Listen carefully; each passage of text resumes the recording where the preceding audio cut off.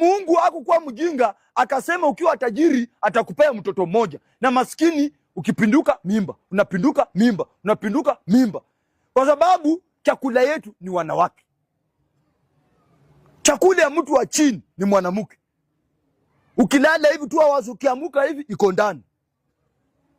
Ukilala hivi ukiamuka hivi iko ndani.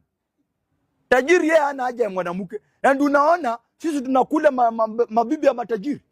Tunawakula mbaya sana. Kwa sababu tajiri akiingia kwa nyumba, mara anafikiria cooperative aliweka pesa, mara sijui Equity, mara sijui wapi, mara sijui ameweka dollars ngapi, mara atakisikia cooperative imegongwa kidogo anashtuka, anafikiria pesa yake imeibiwa. Mimi hata sina kwa account ya M-Pesa, nagonga kugonga, nikishika nashika 2 hours, nauma. Ndafikiria nini? Tajiri anafikiria pesa, na tajiri anafikiria ameweka sijui ba wapi, sijui ameweka wapi. Mimi hakuna kitu nafikiria, nafikiria tu kuzaa.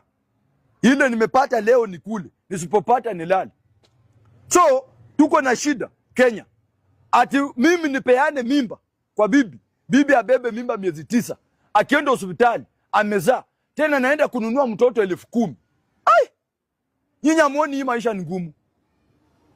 So hii serikali imeharibika kila mahali. Upande wa education ni mbaya.